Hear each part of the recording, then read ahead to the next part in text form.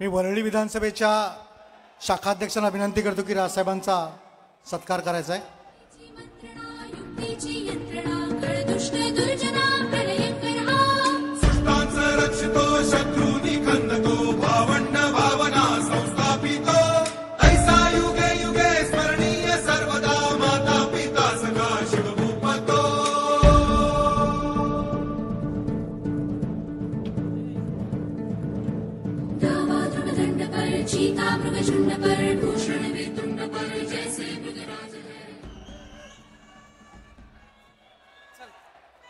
सन्माननीय राजसाहेब ठाकरेंना विनंती करतो की त्यांनी उपस्थितांना संबोधित करायचं आहे.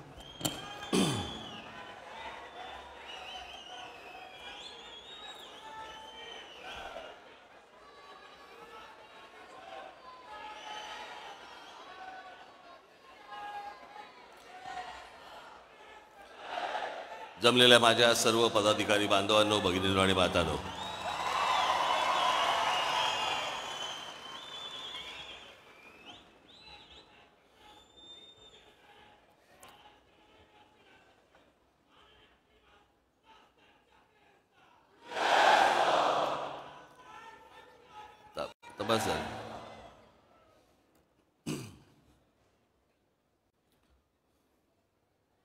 हे बाळा नांदगावकर, म्हणजे ओळखलं नसेल तुम्ही त्या लेंग्या बिंग्यामध्ये त्यांना.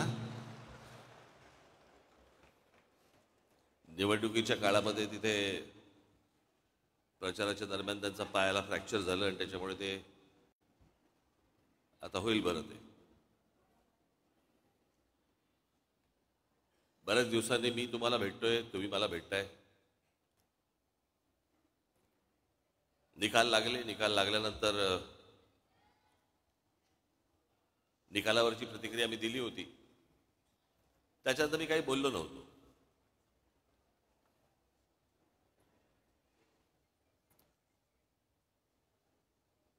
पण शांत आहे याचा अर्थ विचार करत नव्हतो असं नाही.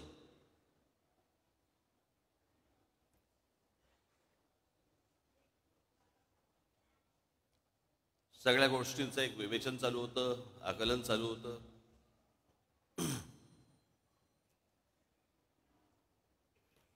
बरेच लोक मला भेटले या सगळ्या गेल्या 2 महिन्यामध्ये, 1.5 महिन्यामध्ये.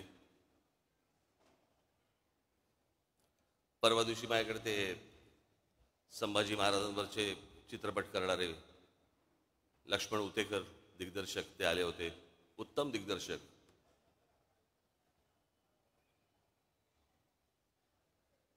म्हणजे महाराष्ट्रातल्या तर प्रत्येकाने, मी काही त्याचा काही डिस्ट्रीब्युटर नाही आहे, पण महाराष्ट्रातल्या प्रत्येक मराठी माणसाने तो चित्रपट पाहिलाच पाहिजे. कारण आमचे शिवछत्रपती ही प्रेरणा आहे. संभाजीराजे आमचे हे बलिदान आहे.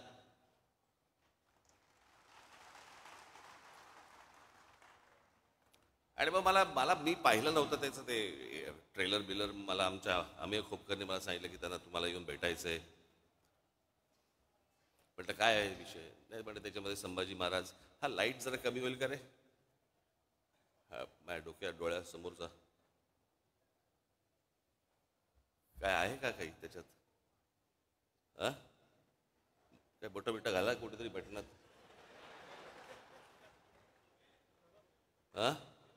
अरे केला का? मला लागतो ना, मला कळ. बंद केलं तरी चालतो.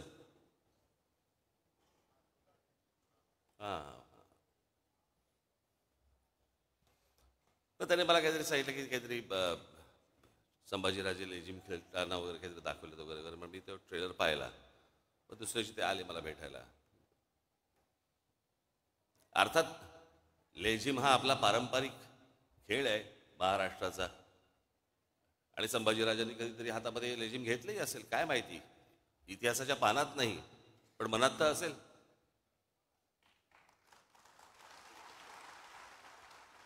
पण मी त्यांना म्हटलं त्या गाण्यावरनं म्हटलं चित्रपट पुढे सरकतोय का, की नुसतं गाणं आहे सेलिब्रेशनचं? तर बोला नाही, सेलिब्रेशनचं. म्हटलं मग कशाला चित्रपट कशाला स्टेकला लावताय? आपल्याकडे काय आहे, हल्ली सगळ्यांनाच इतिहास समजायला लागलाय, सगळेच इतिहास तज्ज्ञ झालेले आहेत, सगळ्यांच्याच एकदम भावना उफाळून येतात सगळ्या बाबतीत. पण म्हटलं काय आहे, म्हटलं चित्रपट पाहायला लोक जेव्हा जाणार त्यावेळेला औरंगजेबाने केलेले जे अत्याचार आहेत ते डोक्यात ठेवून म्हटलं ज्यावेळेला लोक जातील आणि म्हटलं ट्रेलरमध्ये काहीतरी लेझिम बिजिम नाचता बिस्तार म्हटलं काढून टाका म्हटलं ते. म्हटलं उद्या असं आपण पकडूया म्हटलं. नंतर मी कोणाशी तरी नंतर बोलत होतो, म्हटलं रिचर्ड ॲटनबरोबर ज्याला महात्मा गांधी पिक्चर केला, आपल्या डोळ्यासमोर महात्मा गांधीचे काही काही आंदोलनं येतात, पण चित्रपट पाहायला गेलो असताना आपल्याला असं एका सीन मध्ये दिसलं की महात्मा गांधी दांडिया खेळतात. कसं वाटलं असतं आपल्याला? खरं तर दिग्दर्शकाला टाकायचा पण असेल सीन, पण महात्मा गांधींच्या हातात एकच काठी असल्यामुळे दांडिया खेळता नाही आला. दोन घेऊन असे असे चालले असते तर कदाचित आला असतं सीन, माहित नाही आपल्याला.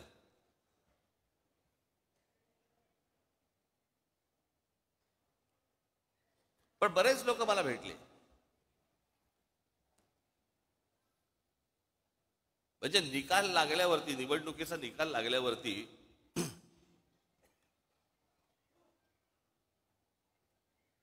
ज्या दिवशी निकाल लागला, मी बोलतोय तुम्हाला समजत असेल मी काय म्हणतोय ते, आणि सगळ्यांना माहिती आहे, महाराष्ट्रात निकाल लागल्यावरती मी पहिल्यांदा महाराष्ट्रात असं बघितलं सन्नाटा पसरला.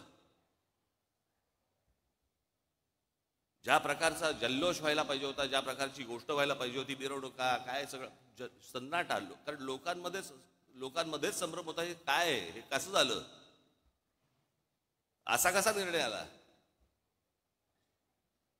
माझ्याकडे एक व्यक्ती आली होती जी RSSची म्हणजे संघाशी संबंधित व्यक्ती होती. त्यांच्याही मनामध्ये मला दिसलं की त्यांनाही पटलेलं नाही. त्यांनी फार छान वाक्य बोलले ते माझ्यासमोर. मला म्हणाले, इतना सन्नाटा क्यों है भाई, कोई तो जीता होगा, कोणीतरी जिंकलं असेल की ज्याच्यातनं जल्लोष होईल. पण महाराष्ट्रामध्ये जो सन्नाटा पसरला ते कसलं द्योतक आहे. काही काही गोष्टींवरती तर विश्वासच बसू शकत नाही. हे आमच्या इथे राजू पाटील बसलेत. कुठे आहेत राजू? कुठे? इथे.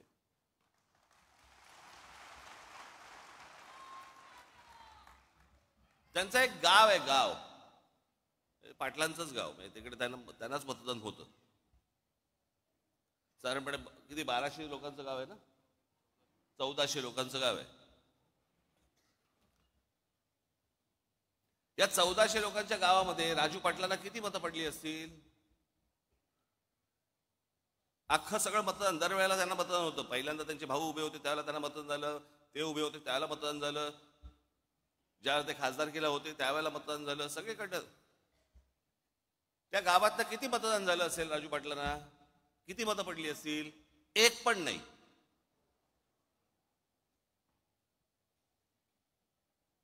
अख्ख्या गावातनं एक मत नाही पडत. जी 1400च्या 1400 मतं जी दरवेळेला राजू पाटलांना पडायची, त्या गावामध्ये एक मत नाही पडत.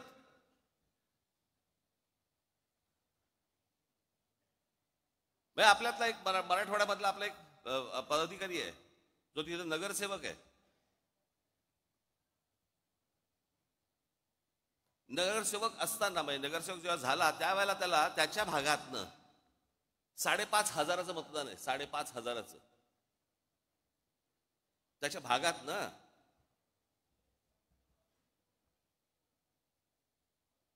आत्ता तो विधानसभेला उभा होता,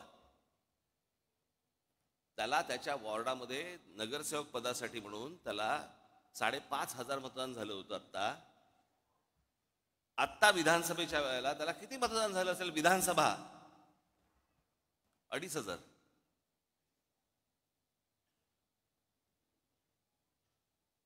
अनेक असे निर्णय आहेत महाराष्ट्रामध्ये झालेले की ज्याच्यावरती निवडून आलेल्यांचा विश्वास नाहीये. पडलेल्यांचा काय घेऊन बसलो आपण?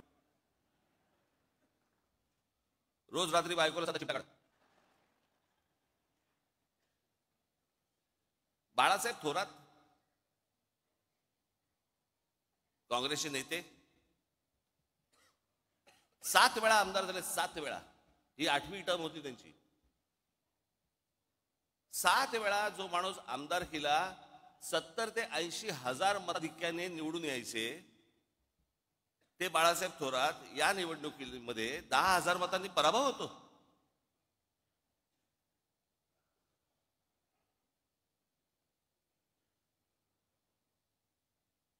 उद्या अनेक लोक बोलतील की राज ठाकरेंचा पराभव झाला म्हणून त्याच्यामुळे ते हे बोलतायत. मी काय बोलतोय? अख्खा महाराष्ट्र बोलतोय.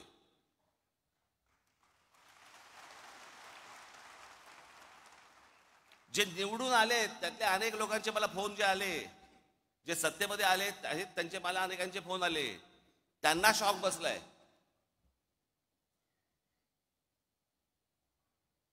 अहो 4-5 जागा येतील म्हणजे कसं आहे, भारतीय जनता पक्षाला 132 काय जागा मिळाल्या वगैरे वगैरे, चला ठीक आहे. मागच्या वेळेला पण त्यांना काहीतरी 100 काय किती जागा होत्या, 105 च्या आधी नाही, 105 17ला होत्या, 122 काहीतरी 122 काहीतरी जागा होत्या 2014ला. ठीक आहे, आपण समजू शकतो. चला 132. अजित पवार 42.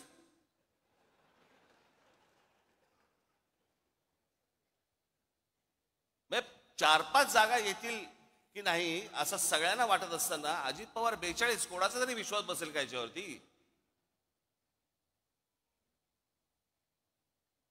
आणि जे इतकी वर्ष या महाराष्ट्रामध्ये राजकारण करत आले, ज्यांच्या जीवावरती हे अजित पवार, भुजबळ बिजबळ सगळेजण मोठे झाले, त्या शरद पवारांना 10 जागा मिळतात.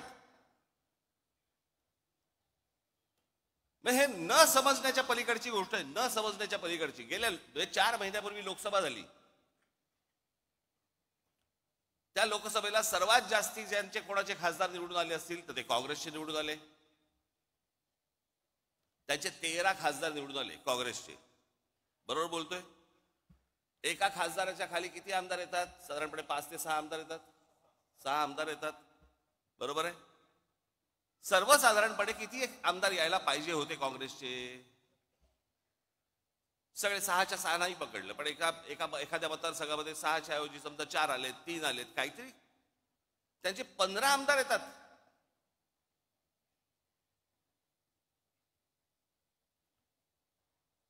शरद पवार साहेबांचे 8 खासदार निवडून आलेत, 8 खासदार. त्यांचे 10 आमदार येतात. आणि लोकसभेला ज्या अजित पवारांचा 1 खासदार निवडून आलाय तिथे 42 आमदार येतात. 4 महिन्यात फरक पडला लोकांच्या मनात. काय झालं, कशामुळे झालं, हा संशोधनाचाच विषय. मी तुम्हाला आज काय सांगायला आलोय, या मतदानावरती जाऊ नका. लोकांनी आपल्याला मतदान केलेलं आहे, फक्त ते आपल्यापर्यंत आलेलं नाहीये.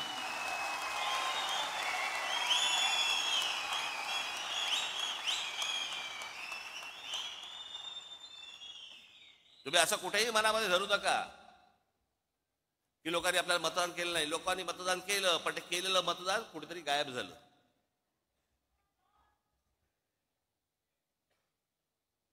आणि अशा प्रकारच्या ज्या निवडणुका लढवायच्या असतील तर निवडणुका न लढवल्याच बऱ्या.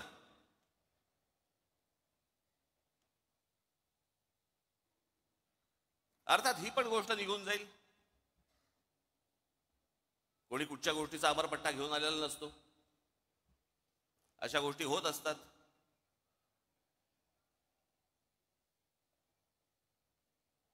पण मला तुम्हाला फक्त एकच गोष्ट, तुम्हाला आज महत्वाच्या गोष्टी काही सांगायच्या आहेत.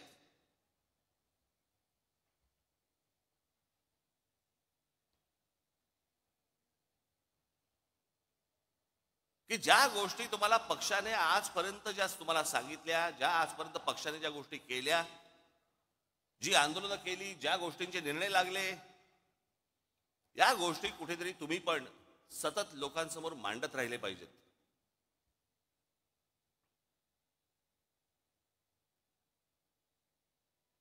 आतापर्यंत आपण काय काय केलं, कोणती कोणती आंदोलनं केली, कोणकोणत्या विषयामध्ये हात घातला, कोणकोणत्या विषयांचे निर्णय लागले, हे तुम्ही स्वतः कन्व्हिन्स पाहिजेत. तुम्हाला 4 लोकांनी प्रश्न विचारल्यावरती भांबावून जाणं हे काय, हे चांगलं लक्षण नव्हे.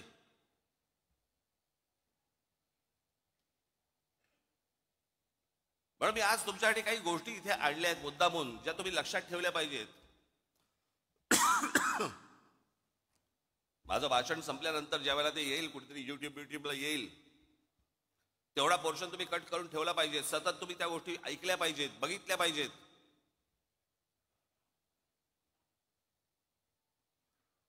आणि हा जाणीवपूर्वक केलेला प्रचार असतो, जाणीवपूर्वक केलेला प्रसार असतो. तिथे जर तुम्ही खमके नसाल, तुम्ही जर खंबीर नसाल, तुम्ही उत्तर काय देणार आहात? आणि हे जाणून बुजून सगळे, कारण कसं आहे हल्ली काही अनेक पत्रकार जे आहेत हे अनेक पक्षांच्या दावणीलाच बांधले गेलेले आहेत. अनेक चांगले पत्रकार देखील आहेतच, पण अनेक पत्रकार गेलेले आहेत. ते ह्या सगळ्या गोष्टी लिहित असतात, सांगत असतात, चॅनलमधनं पसरवत असतात, वर्तमानपत्रात देत असतात, सगळ्या गोष्टी चालू असतात, सोशल मीडियावरती देत असतात. आणि मग तुम्हाला ते भणभणून टाकतात. त्यातला सगळ्यात महत्वाचा भाग कुठला? 3 विषय मला मुद्दा म्हणून तुमच्या समोर मांडायचे आज. एक म्हणजे राज ठाकरे भूमिका बदलतात. मी ज्यावेळेला माझ्या काही पदाधिकाऱ्यांची, इतर सगळ्या लोकांची ज्यावेळेला मी बोललो त्यांच्याशी, मी म्हटलं तुम्हाला तरी माहिती आहेत का, म्हटलं भूमिका बदलणं म्हणजे कशाला म्हणतात?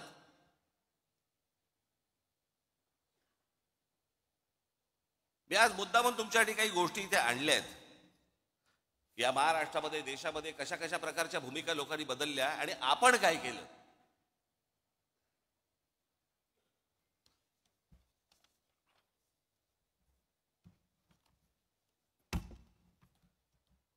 थोडा मागे जातो, नंतर मध्यात परत येतो. मी काय सांगतोय तुम्ही नीट ऐका. या देशाला ज्या वेळेला स्वातंत्र्य मिळालं, त्या स्वातंत्र्य मिळाल्यानंतर पहिली निवडणूक या देशामधली ही 1952 साली झाली. आणि ह्या 52 साली ज्या वेळेला ही निवडणूक झाली, त्यावेळेला नुकताच राष्ट्रीय स्वयंसेवक संघाचा म्हणून त्यांचा एक पॉलिटिकल विंग ही जन्माला आली. तिचं नाव जनसंघ.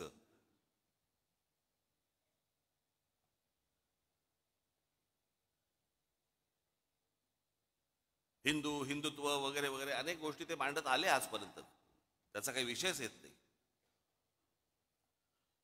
पण 75 साली इंदिरा गांधींनी या देशामध्ये आणीबाणी आणली. आणि आणीबाणी आणल्यानंतर 77 साली ज्या वेळेला निवडणुका झाल्या, त्या 77 साली निवडणुका झाल्यानंतर देशभरामध्ये इंदिरा गांधींचा दारुण पराभव झाला. इंदिरा गांधी स्वतः हरल्या होत्या. मी जर चुकत नसेल तर मला असं वाटतं राजनारायण होते, राजनारायणांनी इंदिरा गांधींना हरवलं होतं. आणि मग जनता पक्ष नावाची, जनता पार्टी नावाची एक पार्टी उभी राहिली. त्याच्यामध्ये अनेक पक्ष होते. ज्या अनेक पक्षांपैकी एक जनसंघ देखील होता. 1980 साली त्यांच्यातल्या सगळ्या भांडणांमुळे 1980 साली परत निवडणुका झाल्या आणि इंदिरा गांधी परत विजयी झाल्या. त्यावेळेला हा जो जनसंघ होता, या जनसंघाची भारतीय जनता पार्टी झाली. ते जे जनता पार्टीतनं जे बाहेर पडले होते, ती भारतीय, ती दुसरी जनता पार्टी होती. या जनसंघाने तेच नाव घेतलं आणि भारतीय जनता पार्टी म्हणून केलं. हा आत्ता भारतीय जनता पक्षाचा जो झेंडा दिसतोय, तो झेंडा बदलला झेंडा. आणि जनता पार्टीचा जो झेंडा होता, जो आडवा होता, भगवा आणि हिरवा, तो यांनी उभा केला.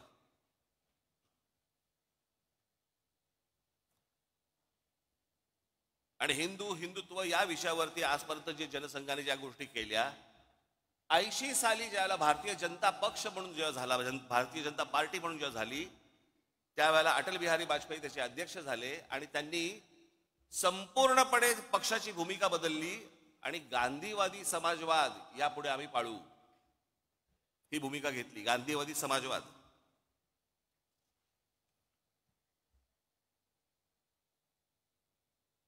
मग 84ला इंदिराजी गेल्या, इंदिराजी नंतर मग परत धक्के.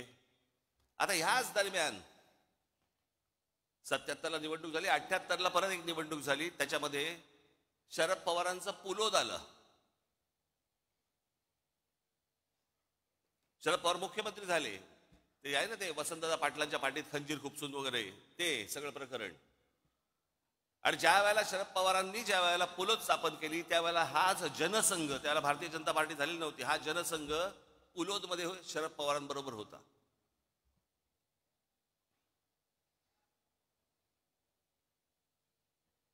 मी काय सांगतोय तुमच्या लक्षात येईल मी आता. आणि आता हे जे सगळं चालू आहे ना,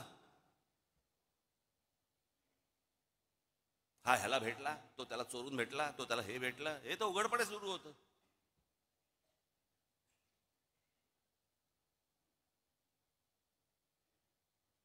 त्याच 78ला म्हणजे मुळात 77-75 पासून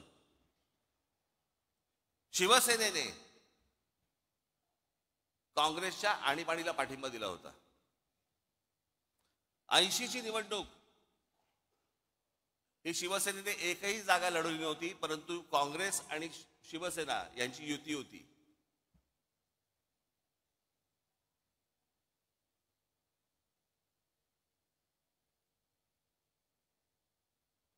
शरद पवार त्याच्यात 80 साली त्यांचं सरकार बरखास्त केलं इंदिरा गांधींनी. 6 वर्ष काही नव्हते. 84ची एक निवडणूक झाली. मग 86 साली शरद पवार परत काँग्रेसमध्ये त्यांनी प्रवेश केला संभाजीनगरला राजीव गांधींच्या समोर. मग ते काँग्रेसमध्ये आले.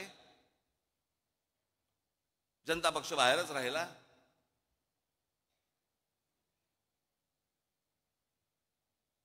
मग मराठीच्या प्रश्नावरती मुंबई महानगरपालिका शिवसेनेच्या हातामध्ये आली. 86ची निवडणूक झाली. 86 पर्यंत अटल बिहारी वाजपेयी हे भारतीय जनता पार्टीचे अध्यक्ष होते. 86ला पहिल्यांदा पार्ल्याची निवडणूक झाली आणि या देशातली पहिली निवडणूक जी हिंदुत्वावरती जिंकली गेली, ज्याच्यातनं अटल बिहारी वाजपेयींना बाजूला केलं आणि परत भारतीय जनता पार्टीने हिंदुत्वाचा नारा सुरू केला. त्यांच्या लक्षात आलं हिंदू हिंदू म्हणून मतदान करायला लागला. 87 साली संभाजीनगरची महानगरपालिका झाली. त्या महानगरपालिकेला ज्यावेळेला शिवसेनेला यश मिळालं त्याच्यानंतर परत भारतीय जनता पक्ष शिवसेनेबरोबर यायला सुरुवात झाली. 88-89 चर्चा.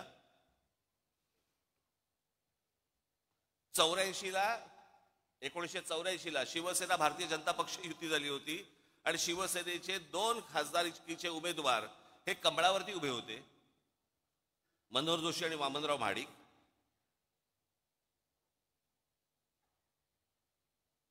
मग 90ला परत युती झाली.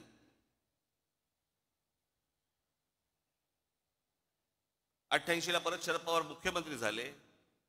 मग 95ला परत भारतीय जनता पक्ष शिवसेना युती झाली. युतीतलं सरकार आलं. 99ला परत तीच काँग्रेस सोडून शरद पवार बाहेर पडले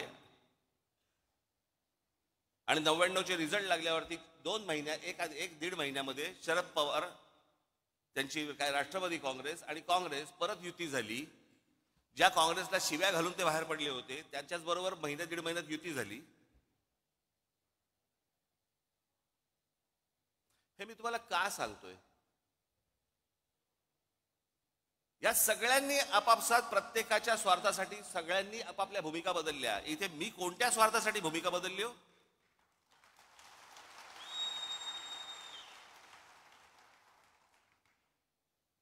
आता जर समजा तुम्ही जर मंत्रिमंडळातली लोक बघितली आत्ता, तर त्यातले बहुतेक जण हे शिवसेनेतनं आलेले, काँग्रेसमधनं आलेले असेच आहेत. यांचंच सगळं सरकार बनलेलं आहे. यांना हे पत्रकार विचारायला जाणार नाहीत का भूमिका बदललीत, पण तुमच्या कानात बरोबर ते घालत बसणार भूमिका बदलली, भूमिका बदलली. आणि हल्लीचे जे पत्रकार आहेत त्यांचा तर किती गाढा अभ्यास असतो, तर म्हणजे धन्यच आहेत ते.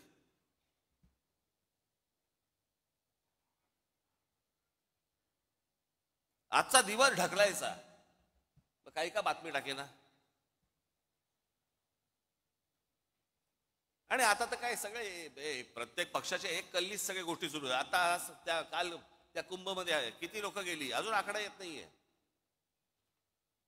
ज्या प्रकारे इतर पक्षांचं कोणाचं असतं आणि काय झालं असतं तर काय तमाशा केला असता चॅनलवाल्यांनी, आता काय नाही, सगळं चालू आहे, दाखवत आहेत बातम्या फक्त.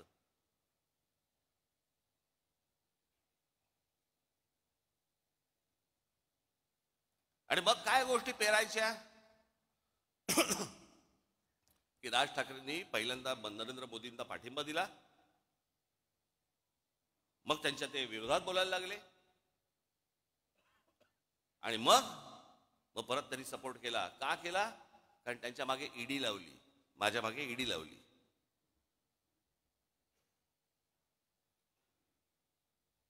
मला ती पण कहाणी आज तुम्हाला तुमच्या समोर आणि ह्या चॅनलच्या द्वारे महाराष्ट्रासमोर मला समोर सांगायचीच आहे.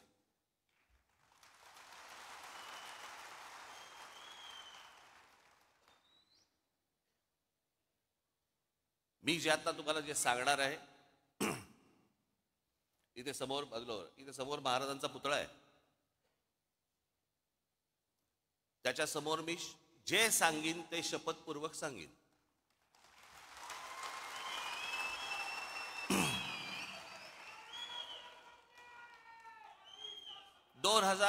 साधारणपणे आता 2005 ची वगैरे गोष्ट असेल. मी ज्या शिवाजी पार्क मैदानामध्ये, शिवाजी पार्कमध्ये जिथे मी लहानाचा मोठा झालो, तिथे आम्ही लहानपणापासून ती कोइंदूर मिल पाहत होतो. काही नाही, येता जाता ती डोळ्यासमोर यायची. एके दिवशी, ही 2005 ची गोष्ट, वर्तमानपत्रामध्ये मी बातमी वाचली. तोपर्यंत आम्ही आमचा व्यवसाय सुरू केला होता. आता व्यवसाय करणं हा तर काही पाप होऊ शकत नाही ना. अनेकांना व्यवसाय दाखवता पण येत नाहीत, तरी सगळ्या गोष्टी सुरू असतात त्यांच्या. एक व्यवसाय सुरू केला. वर्तमानपत्र सकाळी वाचत असताना वर्तमानपत्रामध्ये एक बातमी दिसली मला. एनटीएससीच्या सगळ्या मिल्स, एनटीएससीच्या, केंद्र सरकार सुप्रीम कोर्टाने निर्णय दिलाय की या एनटीएससीच्या मिल्स काढा आणि जे काही कामगारांचे इतक्या वर्षांचे पगार होते ते देऊन टाका. आपली बातमी वाचत होतो. बातम्या वाचता वाचता त्या सगळ्या मेलमध्ये एक कोइंदूर मिल होती. म्हणून मी आमचे जे पार्टनर होते त्यांना मी फोन केला. म्हटलं अरे असं असं समोर काहीतरी येते कोइंदूर मिलचं. त्यांनी मला सांगितलं पण हे ते प्रकरण खूप मोठं आहे. म्हटलं हो, मला मान्य, मला खूप मोठं आहे, काय आहे एकदा चेक तर करू.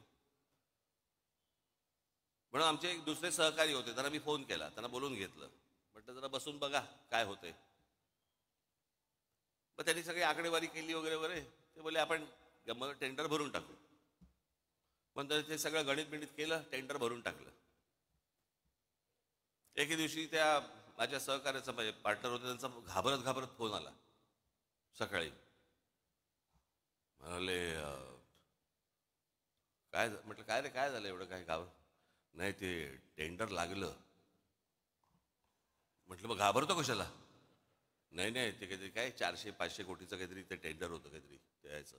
आणायचे कुठून? थोडक्यात माझी जरा थोडीशी जमीन पायाखालची सरकली होती. आता म्हटलं काय करायचं, दाखवायला तर नको. मग आमच्या एका दुसऱ्या मित्राला सांगितलं. मग त्यांनी ते IL&FS नावाची एक कंपनी होती, त्या IL&FS कंपनीशी ते बोलले आणि ती कंपनी बोलली की बाबा आम्ही पैसे भरायला तयार आहोत, तुमच्याबरोबर यायला तयार आहोत. म्हणून सगळे पैसे जेवढे असतात ते सगळे त्या कंपनीने भरले. आम्ही त्याच्यामध्ये पार्टनर होतो, 7-8 जण होतो आम्ही.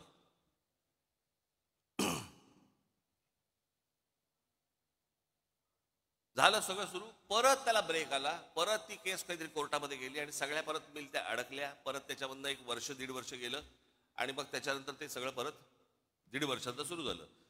त्या दरम्यान मी आमच्या सहकार्यात म्हटलं बाबा हे पांढरा हत्ती हा आपल्याला झेपायचा नाही, आपण यातनं बाहेर पडू.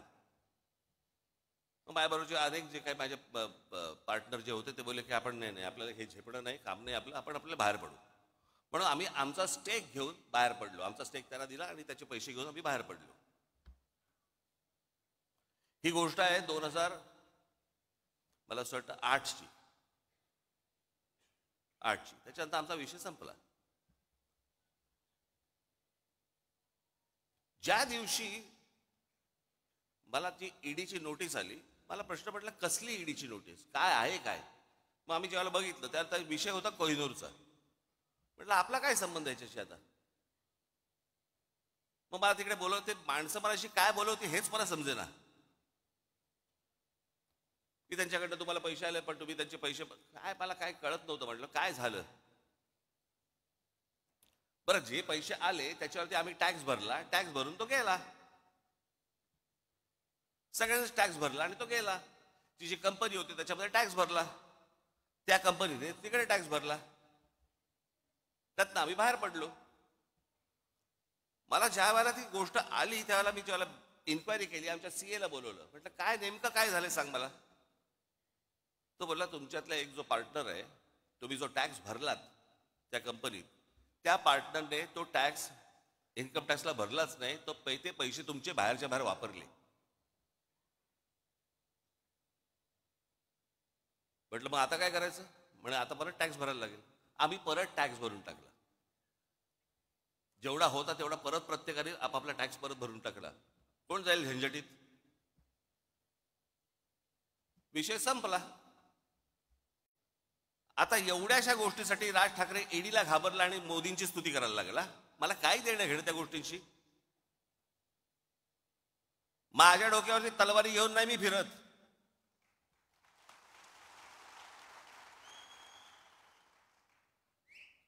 या बाकीच्यांसारखं नाहीये.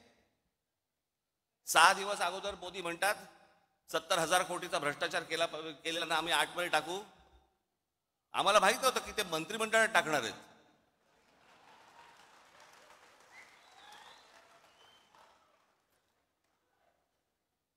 आतमध्ये टाकूचा अर्थ हा होतो हे मला पहिल्यांदा कळलं. किती किती तुम्हाला देऊ मला ह्याच्यामध्ये उदाहरणं या सगळ्या गोष्टींची. हे बघा, आता आपण भारतीय जनता पक्षाने काय काय गोष्टी केल्या ते आपण बघूया. हिम्मत बिस्वा शर्मा, भ्रष्टाचाराचं मूर्तिमंत प्रतीक अशी ज्यांची संभावना भारतीय जनता पक्षाने केली होती, हिम्मत बिस्वा शर्मांची, त्यांना पक्षात घेतलं. नंतर दुसऱ्या पक्षात होते ते, भ्रष्टाचाराचे आरोप केले होते त्यांच्यावरती. त्यानंतर भारतीय जनता पक्षाने पक्षात घेतलं, त्यांना अर्थ, आरोग्य आणि शिक्षणासारखी खाती दिली. नंतर त्यांना 2021 मध्ये मुख्यमंत्री केलं. म्हणजे ज्यांच्यावरती भ्रष्टाचाराचे आरोप केले होते तिथे भूमिका नाही बदलली. हे तुम्हाला पत्रकार नाही सांगणार. मुकुल रॉय, पूर्व भारतात सरधाना नावाच्या समूहाने लोकांना भरमसाठ रिटर्न्स देतो म्हणून पैसे गोळा केले आणि त्यांचे पैसे बुडवले. या घोटाळ्याचे शिल्पकार मुकुल रॉय, हे मुकुल रॉय होते असा भाजपाचा आजचा आरोप होता. 1917 मध्ये भाजपने मुकुल रॉयना पक्षात घेतलं. BS येडियुरप्पा, खाण घोटाळ्या प्रकरणी भाजपने त्यांना दूर सारलं, पण पक्ष सत्तेत येत नाही हे पाहून पुन्हा पक्षात घेतलं आणि 2019 ते 21 त्यांना मुख्यमंत्री केलं.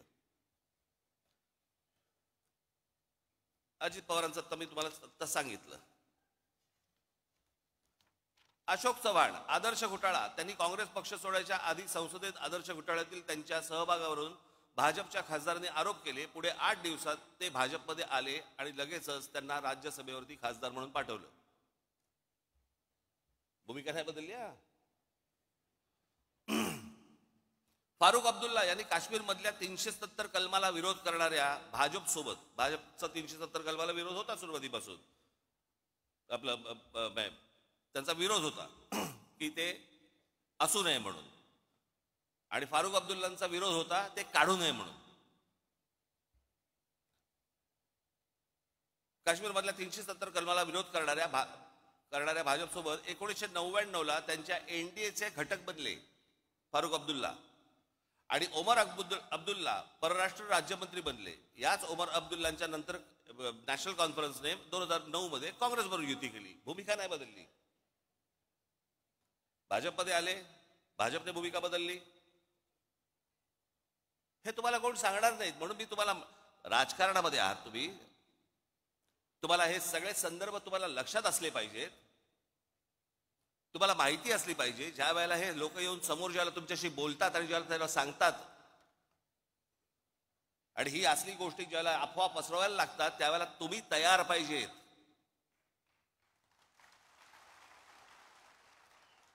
गेल्या 50, 60, 70 वर्षाचा इतिहास महाराष्ट्राचा काय आहे, देशाचा काय आहे, कुठे कुठे कुठच्या कुठच्या पक्षाने काय काय गोष्टी केल्या.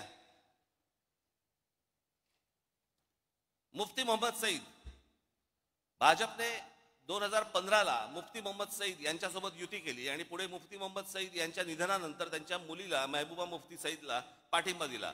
म्हणजे ज्यांचा 370 कलमाला विरोध होता काढू नये म्हणून, ते मुफ्ती मोहम्मद सईद. मग ह्या मुफ्ती मोहम्मद सईद यांच्या एका फ्रॉड प्रकरणात त्यांच्या मुलीला अपहरण केलं म्हणून भारताला काही अतिरेकी सोडायला लागले होते, ते हे मुफ्ती मोहम्मद सईद. त्यांच्याबरोबर भारतीय जनता पक्षाने पहिल्यांदा युती केली. मुफ्ती महबूबा मुफ्तींना तिथे पुढे मुख्यमंत्री केलं आणि नंतर त्यांचं सरकार पाडलं आणि राष्ट्रपती राजवट आणली. भूमिका नाही बदलली. इथे कोण बोलणार नाही भूमिका बदलली.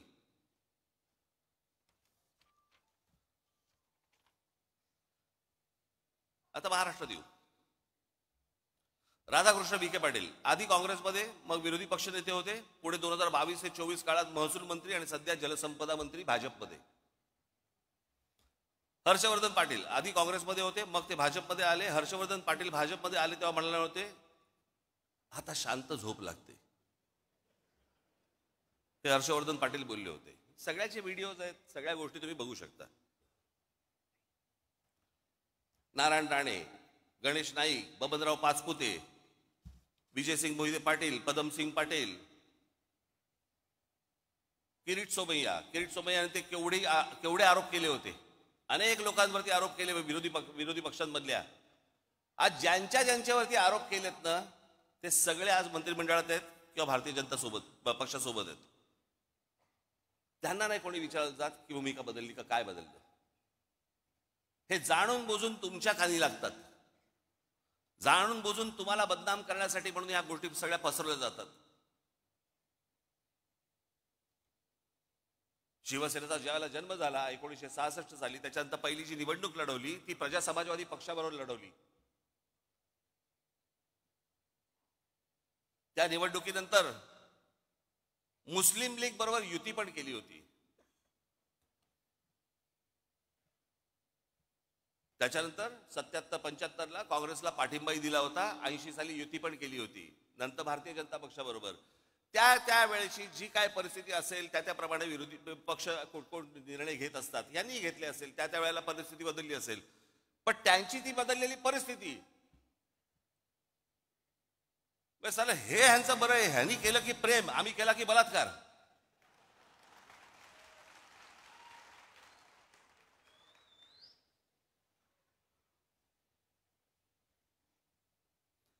बरं, आता लोकसभेच्या वेळेला ज्या वेळेला नरेंद्र मोदी ज्या वेळेला इथे शिवतीर्थावरती आले होते, त्यावेळेला मी त्यांच्या समोर बोललो होतो ना की 2014ची निवडणूक झाली त्यावेळेला मला जे बोलायचं होतं ते मी बोललोय. 2017ची निवडणूक झाली त्यावेळेला मला जे म्हणायचं होतं ते मी म्हणून झालेलं आहे. मी असं काही बोललो का की मी ते काही बोललोच नव्हतो, मी असं काही म्हणालोच नव्हतो, असं काही बोललो का? माझं बोलून झालंय. एकदा सुटलं की सुटलं.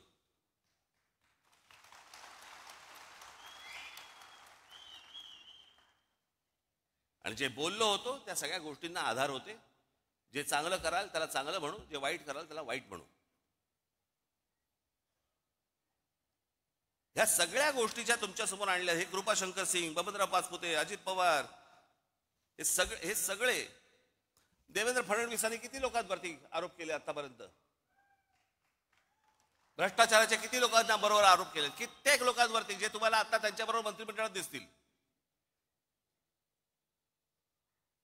कित्येक लोक तर आता देव दर्शनाला जातात, पूजा करतात, देव पायात ठेवतात की फडणवीस किंवा किरीट सोमय्या कोणीतरी आमच्यावरती आरोप करा.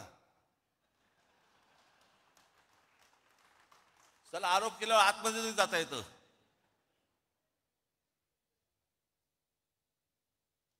एवढा सगळा चिखल होऊन बसलेला आहे. आणि या चिखलामध्ये मला असं वाटतं की तुम्ही आतापर्यंत आपण ज्या प्रामाणिकपणे आजपर्यंत पक्ष चालवला, वाढवला,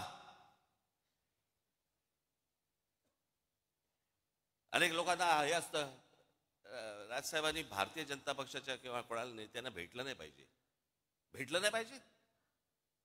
समोरचा बोलला चहा प्यायला येतो तर काय सांगू, घरीच पी.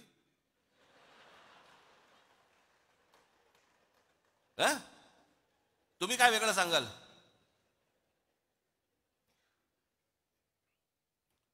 अहो पण ते मला जेव्हा भेटायला येतात ना त्यावेळेला मी तुम्हाला विकत नाही.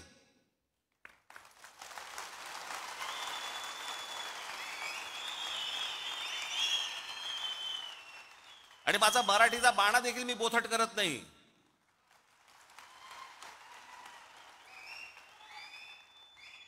येतात, फोन करतात. आता मध्यंतरी मागे मी एकदा नाशिकला होतो. सकाळी सकाळी मी निघालो होतो दौऱ्यावर, तिकडे पुण्याला जायचं होतं. 7 वाजता गाडीत बसलो, समोरून चंद्रकांत पाटील आले. नमस्कार नमस्कार, काय म्हणताय बरं म्हटलं.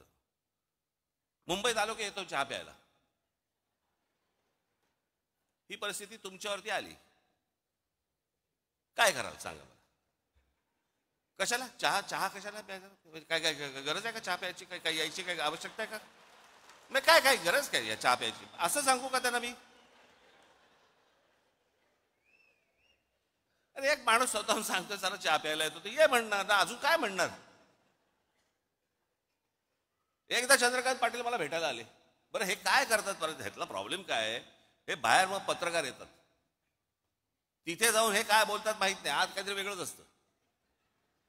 बरेच दिवस झाले आपण भेटलो नाही, मागे एकदा लग्नात आपलं फक्त भेटणं एवढंच काहीतरी असतं. एकदा चंद्रकांत पाटील माझ्याकडे आले, त्याच वेळेला ते जेव्हा मला नाशिकला बोलले त्यावेळेला मुंबईत आलो की घरी भेटायला येतो.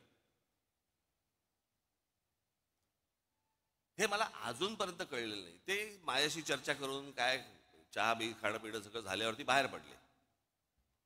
पत्रकारांनी विचारलं काय झालं, तर आपण काय सांगू, काही नाही, सहज सदिच्छा भेट होती म्हणून सहज भेटायला आलो.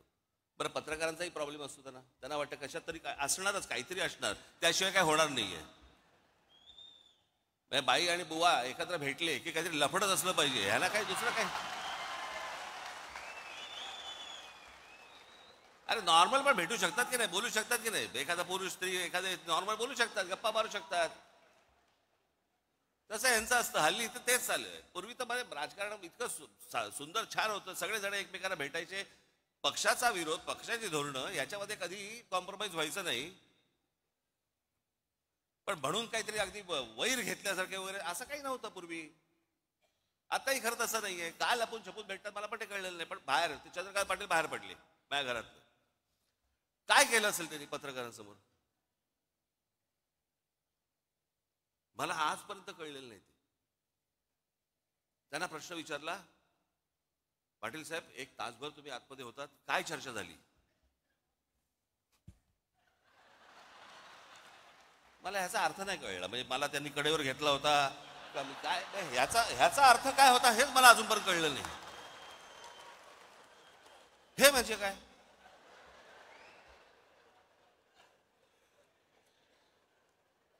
बरं मी काय पाहिलं नव्हतं. ते गेल्यानंतर पत्रकार आले आणि मला म्हणाले की त्यांनी असं केलं बाहेर गेल्यानंतर. म्हणजे काय झालं? मी म्हटलं असं केलं म्हणजे काय झालं. आम्ही दोघे एकमेकांना तेच विचारतोय, म्हणजे काय झालं. काय इकडे मी अक्रोड ठेवलं होतं त्याच्यामध्ये दाबून दिलं आणि मी अक्रोड फोडून दिलं वगैरे, काय म्हणजे झालं काय?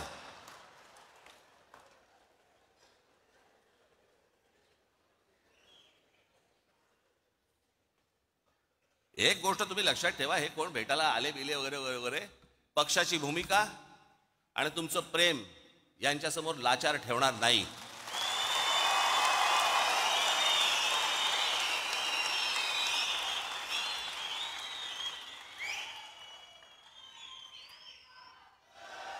उद्या जेव्हा कधी निवडणुका होतील, काय होतील, कधी होतील.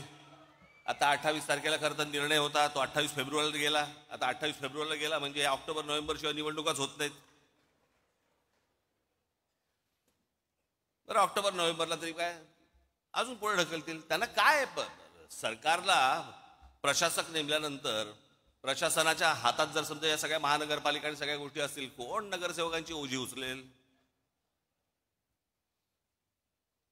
त्याच्यामुळे कदाचित, मला माहिती नाहीये, परंतु आता ही 28 फेब्रुवारी का 26 फेब्रुवारी काहीतरी तारीख ठरली आहे. याच्यानंतर अजून पुढे जाईल काहीतरी. ते सगळं ऑक्टोबर नोव्हेंबर डिसेंबरला निवडणुका होतील.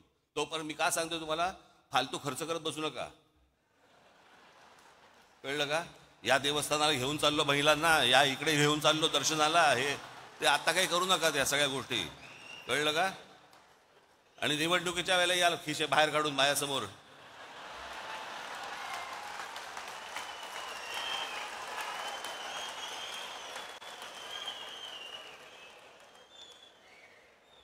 जरा सांभाळून, जरा काय आजूबाजूला चाललंय जरा एकदा बघा बरं का. आज मला तुम्हाला एवढंच सांगायचं आहे, पुढच्या काही दिवसांमध्ये पक्षाला वरपासून खालपर्यंत एक प्रकारची शिस्त आणण्याच्या दृष्टिकोनातून एक आचारसंहिता येणार आहे.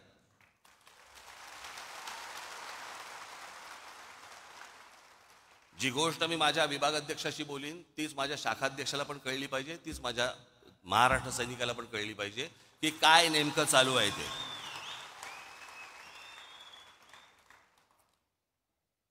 पुढच्या साधारणपणे फेब्रुवारीच्या पहिल्या दुसऱ्या आठवड्यापर्यंत त्या प्रत्येकाला बोलवलं जाईल, प्रत्येकाची आचारसंहिता प्रत्येकाला दिली जाईल, नेत्यांची आचारसंहिता नेत्यांना, त्याच्यानंतर तुमची कदाचित काही गोष्टींची नावंही बदलली जातील पदांची.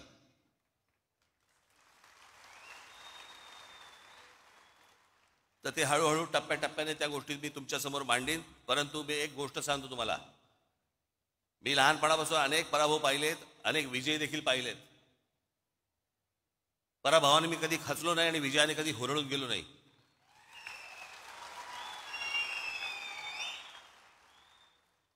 आणि खचलेले पिचलेले असल्या लोकांचं मला नेतृत्व करायचं नाहीये. माझ्याबरोबर राहणार असाल तर ठाम राहा.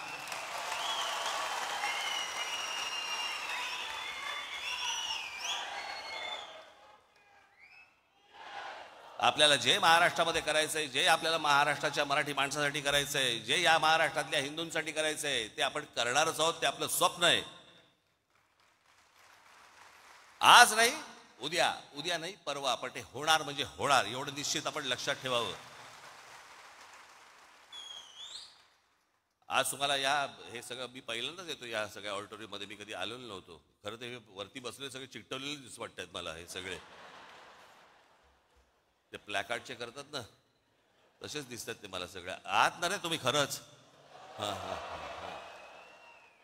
पण आज तुम्ही बऱ्याच दिवसानंतर तुमची भेट झाली, मलाही बरं वाटलं, मलाही आनंद झाला. एका उत्साहात, जल्लोषात, जोशात पुढच्या येणाऱ्या सगळ्या गोष्टी आपण पार पाडायच्या आहेत. घराघरापर्यंत जायचंय, लोकांचा विश्वास संपादन करायचा आहे. जे जे आतापर्यंत पक्षाने केलेलं आहे ते लोकांपर्यंत जाणं गरजेचं आहे. असल्या फालतू ज्या वेळेला अफवा पसरवल्या जातात त्यावेळेला तुमचा देखील राजकीय अभ्यास हा दांडगा असला पाहिजे आणि तुम्ही देखील पुरून उरला पाहिजेत त्या समोरच्या लोकांना. या गोष्टी मला असं वाटतं घेऊन तुम्ही आज सगळेजण आपल्या आपल्या घरामध्ये जाल. फेब्रुवारीच्या पहिल्या आठवड्यात, दुसऱ्या आठवड्यामध्ये आपल्या सर्वांची मी भेट घेईनच. तोपर्यंत तुर्तास आज इथेच थांबतो. धन्यवाद. जय हिंद, जय महाराष्ट्र.